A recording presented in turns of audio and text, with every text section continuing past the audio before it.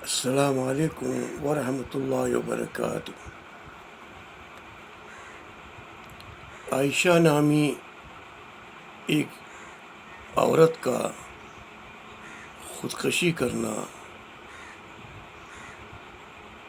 ایک بہت بڑا جو غلط اقدام تھا۔ اس کی وجہ یہ ہے کہ ہم مسلمان ہیں۔ ہم مسلمانوں کے اوپر اگر کوئی مصیبت آتی ہے، کوئی تکلیف آتی ہے، تو ہمیں صبر اور صلاح سے کام لینا چاہیے۔ یعنی غلط قدم کبھی بھی نہیں اٹھانا چاہیے۔ دوسری بات رہی کہ ہم اس عائشہ کی مغفرت کے لیے دعا کرتے ہیں، اور جو اس کا شوہر جو ہے، جو اس کے ساتھ جو زیادتی کی اور ظلم کیا اور جہیز کے نام پہ اس کو ٹارچر کرتا رہا، وہ بھی جرم اور سزا کا برابر مستحق ہے۔ اسلام کے اندر جہیز نام کی کوئی چیز ہے ہی نہیں۔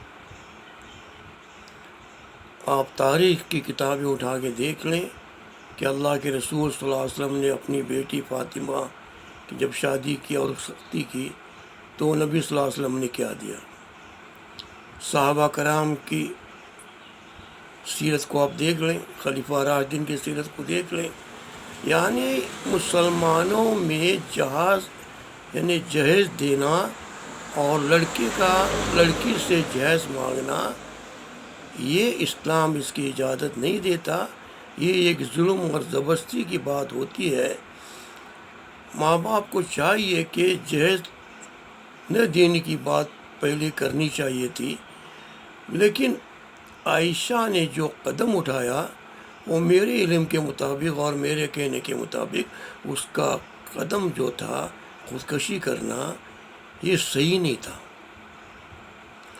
یعنی یہ گناہ کبیرہ میں شامل ہوتا ہے، یہ کفر اور شرک میں شامل نہیں ہوتا، لیکن گناہ کبیرہ جو ہے یہ بہت بڑا گناہ ہے۔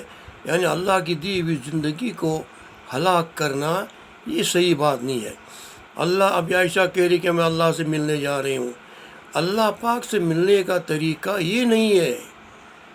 اللہ پاک سے ملنے کا طریقہ خودکشی نہیں ہے، یہ جہنم میں جانے کا طریقہ ہے۔ اور جو آدمی خودکشی کر کے مرتا ہے، قیامت تک اس کے لیے وہی عذاب ہوتا ہے۔ ہم عائشہ کے لیے دعا کرتے ہیں۔ اسی ویڈیو کو آپ، عائشہ کی ویڈیو کو آپ وائرل نہ کریں تاکہ دوسری کوئی لڑکی ایسا کام کر سکے نہ کریں۔ کتنی بھی مصیبتیں، کتنی پریشانیاں کیوں نہیں آتی ہوں تو ہمیں صبر اور صلاح ایک مسلمان کا فریضہ بنتا ہے کہ مصیبت کا پہاڑ ہمارے پر آ جائیں، پریشانیاں آ جائیں، لیکن کبھی بھی ایسا غلط قدم مسلمانوں کو بلکہ کسی کو بھی نہیں اٹھانا چاہیے۔ یہ بہت بڑا گناہ ہے، بہت بڑا جرم ہے۔ یعنی اللہ کی دی ہوئی زندگی کو ہم غلط طریقے سے مر کے اللہ سے ملنے کا دعویٰ کرتے ہیں، یہ جھوٹا دعویٰ ہے۔ جب راستہ اندھیرا ہے، جو راستہ اندھیرے میں جاتا ہے، تو اندھیرے میں آپ کیوں جاتے ہو؟ راستہ تو جو روشنی ہے وہاں سے استعمال کیجیے۔ روشنی آپ کو وہیں پہ ملے گی جو قرآن حدیث کی تعلیم کے اوپر ملے گی۔ اور ماں باپ کا سب سے بڑا فرض بنتا ہے۔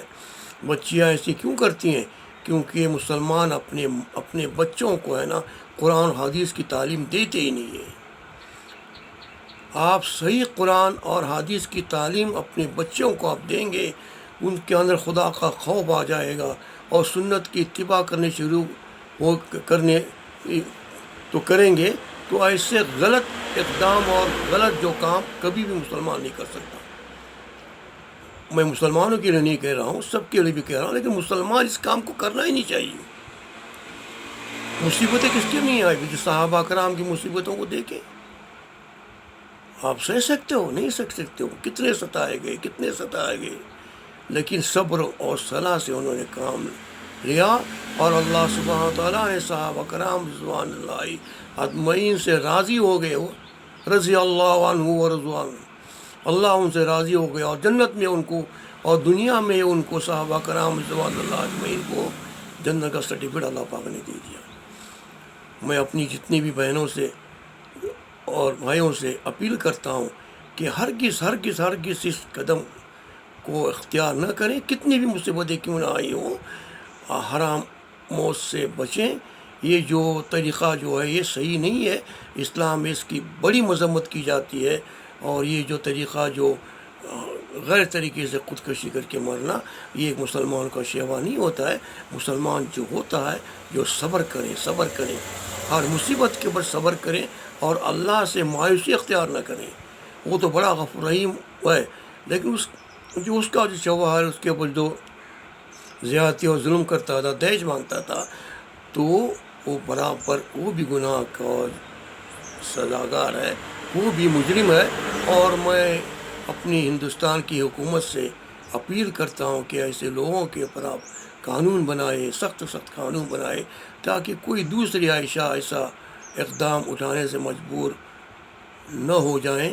اور میں پھر ایک بار اپنے بچوں کے ماں باپ سے کہتا ہوں، پلیز اللہ کے واسطے اپنی بچیوں کو دینی تربیت دیجیے، دینی تعلیم دیجیے، اللہ اور رسول کے فرمان کو ان کو پڑھائیے، سکھائیے۔